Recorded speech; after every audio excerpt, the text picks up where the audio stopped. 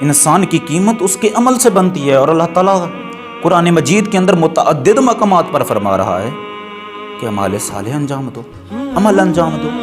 اللہ تعالیٰ فرماتا ہے والعصر، مجھے زمانے کی قسم ہے، ان الانسان لفی خسر، کہ انسان خسارے کے اندر ہے، انسان گھاٹے میں ہے۔ یہ اللہ تعالیٰ قسم کھا رہا ہے کہ انسان گھاٹے کے اندر ہے، انسان خسارے کے اندر ہے۔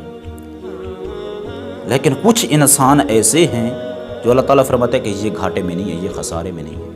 تو وہ کون سے انسان ہیں کہ جو گھاٹے اور خسارے کے اندر نہیں ہے؟ یہ ہمیں جاننے کی ضرورت ہے کہ ایسے نہ ہو کہ ہم ان انسانوں کے اندر ہوں کہ جو گھاٹے اور خسارے کے اندر ہوں۔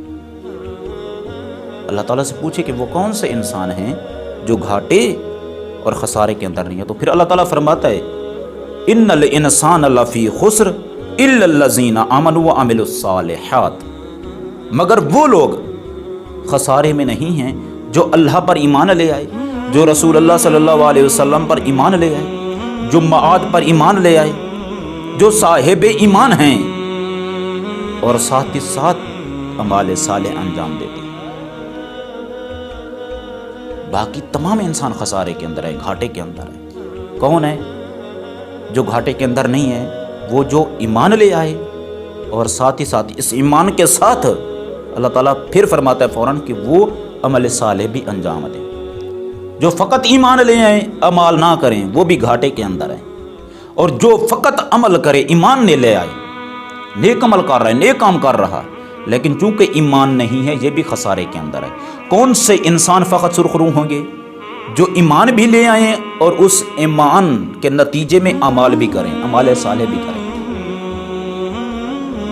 جو فقط ایمان لے آئے وہ گھاٹے کے اندر ہے، خسارے کے اندر ہے۔ اللہ تعالیٰ نے قرآن مجید کے اندر واضح آیات ہیں کہ اس ایمان کی تردید کی گئی ہے جو بغیر عمل کے ہو۔ ایمان ایک امر قلبی ہے، ایمان کا تعلق، اعتقاد کا تعلق انسان کے دل کے ساتھ ہے۔ یہ ایمان و اعتقاد انسان کے دل کے ساتھ اس کا رابطہ ہے، اس کا تعلق ہے۔ لیکن وہ ایمان یا وہ اعتقاد جو فقط دل کے ساتھ جس کا تعلق ہو، وہ ایمان اللہ تعالیٰ کو قبول نہیں ہے۔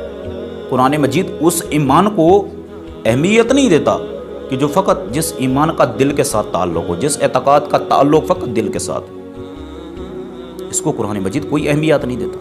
یعنی خشک ایمان، خالی ایمان، وہ ایمان کہ جس کی کوئی کرن انسانی اعضاء و جوارح سے ظاہر نہ ہو، قرآن مجید ایسے ایمان کو کوئی اہمیت نہیں دیتا۔ کہ جس ایمان کی کرن انسانی اعضاء و جوارح سے ظاہر نہ ہو۔ دیکھیے شیطان بھی ایمان رکھتا تھا پروردگار عالم کی ذات پر۔ یہ ابلیس یہ سب سے پہلے ایمان رکھنے والا تھا، اولین مومنین میں سے تھا، یعنی اللہ تعالیٰ پر ایمان رکھتا تھا۔ یہ ابلیس، اس کا دل اللہ تعالیٰ پر اعتقاد رکھتا تھا، ایمان تھا اس کو۔ لیکن پھر کیا ہوا؟ انسان کی خلقت سے پہلے، حضرت آدم کی خلقت سے پہلے، اولاد آدم کی خلقت سے پہلے، اس سرزمین خاکی پر جو اللہ تعالیٰ کی بندگی کرتا تھا، جو اللہ تعالیٰ پر ایمان رکھتا تھا، وہ یہ ابلیس تھا۔ اور اس کا دل مرکز تھا ایمان کا۔ لیکن جب اس ایمان کے عمل کا وقت آیا اور ایک راستہ چننے کا وقت آیا، تو اس وقت اس امتحان سے یہ کیا ہو گیا؟ پاس نہ ہو سکا۔ عمل کے میدان میں یہ کیا ہو گیا؟ ناکام ہو گیا۔ اور جب عمل کے میدان میں ناکام ہوا اور عمل کے امتحان میں ناکام ہوا، پھر ابلیس بن گیا۔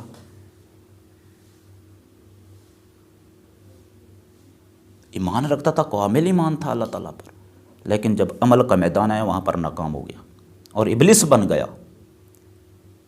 تو وہ ایمان کہ جو ہمارے اعضاء و جوارح سے ظاہر نہ ہو، یہ ایمان کوئی اہمیت نہیں رکھتا۔ اس ایمان کی کوئی قیمت نہیں ہے کہ جس ایمان کا اظہار ہمارے وجود سے نہ ہو، جس ایمان کا اظہار ہمارے اعضاء و جوارح سے نہ ہو، ہمارے ہاتھ سے نہ ہو، ہمارے لسان سے نہ ہو، ہمارے کانوں سے نہ ہو، ہمارے دیکھنے سے نہ ہو۔ ہم جو دیکھتے ہیں، ہم جو چلتے ہیں، ہم جو کام کرتے ہیں، اس کے اندر ہمارا واضح نظر آئے کہ یہ شخص اللہ تعالیٰ پر ایمان رکھتا ہے، یہ شخص رسول اللہ پر ایمان رکھتا ہے، اس کا معاد پر ایمان ہے،